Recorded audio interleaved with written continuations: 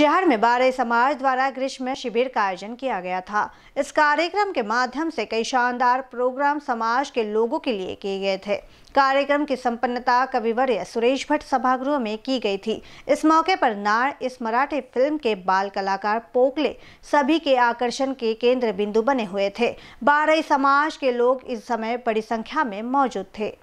बारई समाज के हर वर्ग के लोगों के लिए बारई समाज महाराष्ट्र नागपुर द्वारा ग्रीष्म शिविर और सांस्कृतिक कार्यक्रमों का आयोजन किया गया था। कोरोना संक्रमण को देखते हुए 2 वर्षों से यह प्रोग्राम नहीं लिया गया था, लेकिन कोरोना में जैसे ही शिथिलता आई, जब सब कुछ अच्छा पूर्ववत होने लगा, तब जाकर बारई महाराष्ट्र नागपुर की ओर से समाज के लोगों के लिए सांस्कृतिक और ग्रीष्म शिविर का आयोजन किया गया, जिसका समापन कविवर्य सुरेश भट्ट सभागृह में किया गया। कार्यक्रम की शुरुआत में नाड़ इस मराठी फिल्म के बाल कलाकार पोकड़े का बुके और सम्मान पत्र देकर सम्मान किया गया, तो वही बारई समाज के कई दिग्गज कलाकारों का भी सम्मान किया गया। इस मौके पर कुछ कलाकारों ने देशभक्ति गीत गाकर कार्यक्रम का समा बांधा। इस मौके पर मंच पर अपनी कला को पेश किया। आइए देखते हैं एक झलक। मौके पर नाड़ इस मराठी फिल्म के शानदार अभिनय किया। ऐसे पोकड़े इस बाल कलाकार से हमारे संवाददाता संजय मिरे इन्होंने बातचीत की है। आइए देखते हैं। प्रेक्षक बंधूंनो नमस्कार। काही दिवसापूर्वी नाळ हा मराठी चित्रपट आलेला होता। असं म्हणतात की मराठी चित्रपटाला एक अवकाळ अशी आलेली होती की प्रेक्षक वर्ग हा चित्रपटगृहांमध्ये जात नव्हता, कारण उत्तम असं कथानक नव्हतं। मात्र नाळ हा पिक्चर आला आणि एक क्रांतीच झाली।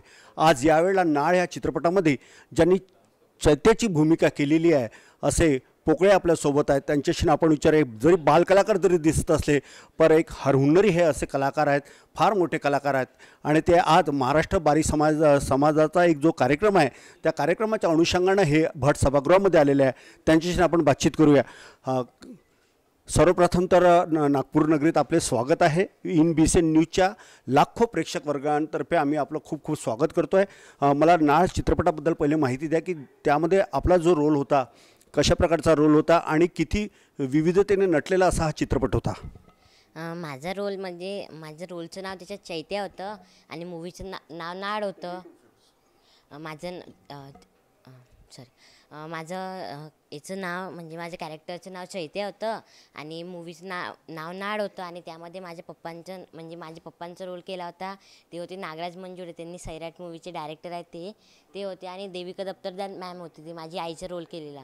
तर नाडमध्ये मला करताना खूप मजा आली, म्हणजे सकाळी उठताना सकाळी 6 वाजता उठणं आणि रात्री मस्त झोपायला, आणि तिकडे मला म्हणजे लोक पण खूप छान होते, माझ्यासोबत छान वागत होते, म्हणून मला खूप आवडलेलं। मला सांगा की हा आपला कोणता चित्रपट आहे? यापूर्वीला आपण काही चित्रपट केलेले आहात? नाही, नाड हा माझी पहिली मूवी आहे, पहिला चित्रपट, आणि तो एवढा दमदार यांनी अभिनय केलेला आहे। त्या चित्रपटामध्ये तुम्हाला असं विशेष चॅलेंज काय वाटलं होतं? विशेष म्हणजे माझी पहिली मूवी होती, तर कॅमेरा वगैरेची मला भीती वाटलेली, पण नागराज सरांनी मला म्हटलेलं की कॅमेरा वगैरेची काही भीती नसतं, ते फक्त आपली स्वतःची ॲक्टिंग करायची असं म्हणून सांगितलेलं त्यांनी। मला सांगा की नाळ चित्रपटामध्ये आपला जो रोल जो होता तो करण्यासाठी म्हणून किती कसब त्यामागे लागलं, किंवा कशा प्रकारचं ते कथानक काय होतं एक शॉर्टमध्ये? त्यामध्ये मूवीमध्ये अशी कथा होती की म्हणजे माझी आई असते, तर त्यांनी म्हणजे मला अडॉप्ट केलेलं असतं आणि माझी खरी आई असते ती म्हणजे बाहेर गावाला राहत असते। तर माझे मामा मला सांगत असतात की म्हणजे तुझी आई ही खरी आई नाही। तर मी म्हणजे माझ्या आईला भेटण्यासाठी काय काय करतो आणि काय काय माझं कष्ट लागतं त्यामागं ते दाखवलेलं आहे। खूप काय शिक्षण घेतात आपण? मी आता सध्या 7वीला आहे। कोणत्या शाळेला आणि कुठे राहता आपण? मी सध्या म्हणजे मी अमरावतीला राहतो सध्या, आणि माझ्या शाळेचं नाव आहे साक्षरा पॅराडाईज इंग्लिश हायस्कूल। तुमचं नाव काय म्हणाले? माझं नाव श्रीनिवास पोकळे। श्रीनिवास, हे सांगा की आज महाराष्ट्र बाराई समाजातर्फे जो भव्य कार्यक्रम आयोजित करण्यात आलेला आहे आणि आपण एक प्रमुख अतिथी म्हणून आहात, सर्वांचं अट्रॅक्शन आहात, कसं वाटतं तुम्हाला आणि बाराई समाजाला काय शुभेच्छा देतात या कार्यक्रमाच्या अनुषंगानं? मला तर खूप छान वाटतं की म्हणजे कोणी मला एकदम खूप म्हटलं की फोटो काढू दे आणि खूप जण येतात, तर मला खूप छान वाटतं। आणि मला पण असं म्हणजे खूप वेळा बारी समाजाच्या याच्यात बोललेलं आहे, म्हणून मला पण खूप छान वाटतं त्याबद्दल। आपण यांच्याशी बातचीत केली, अतिशय त्यांनी छानपणे माहिती दिलेली आहे आणि आपल्या आईला भेटण्याकरता म्हणून त्यांना किती तारेवरची कसरत करावी लागली, आणि या दरम्यान त्यांनी छान अभिनय केलेला आहे. इयत्ता 7वीमध्ये हे शिकतात आहे. मूर्ती जरी लहान दिसत असली पण कीर्ती महान आहे. कारण आज विदर्भ असो किंवा महाराष्ट्र असो किंवा नागपूर असो, या ठिकाणी असं म्हणतात की कलाकारांची खाण आहे. हे अगदी सत्य आहे. कारण असे जे महानतम कलाकार आपल्यासोबत आहेत, असे भरपूर कलाकार आहेत.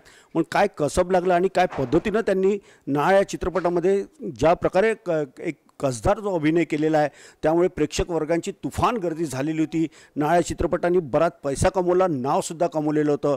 आणि आज आपल्या या ठिकाणी पोकळे स्वतः होते. आपण इयत्ता 7वीला आहात असं जरी आपल्याला वाटत असलं, पण आपण 7वी नाही, आपण खूप खूप शिका, खूप मोठे व्हा, आपलं चांगलं करिअर करा. या व्यतिरिक्त आपण चित्रपटसृष्टीमध्ये आता पदार्पण केलेलंच आहे. आणि यांनी ज्या पद्धतीनं सांगितलेलं की खरोखर कॅमेऱ्याच्या समोर बोलताना कोणाचाही थरकाप उडतो, मात्र नागराज मंजुळेसारखे जेव्हा दिग्दर्शक पाठीशी नसतात तेव्हा भिण्याची गरज नसतं. आणि यांनी ती मेहनत केलेली आहे. सकाळी उठणे, तो सराव करणे, ती स्क्रिप्ट पूर्ण पाठ करणे आणि तसं तसं बोलणे, डायलॉग्स असेल, या सर्व माध्यमातून हे तावून सुलाखून निघालेले आहे. आणि यांची जी भूमिका ही अप्रतिम सुंदर आहे. सर्वांनी बघावा असा चित्रपट आहे. जाता जाता त्यांनी महाराष्ट्र बारी समाजाच्या या कार्यक्रमाला खूप खूप शुभेच्छा दिलेल्या आहे. आम्हा BCN परिवारातर्फे सुद्धा महाराष्ट्राच्या या बारी समाजाला आम्ही या कार्यक्रमाच्या अनुषंगानं खूप खूप शुभेच्छा देतो. कविवर्य सुरेश भट सभागृहातून कॅमेरा पर्सन सुभाष बुटलेसह संजय मिरे, BCN न्यूज, नागपूर.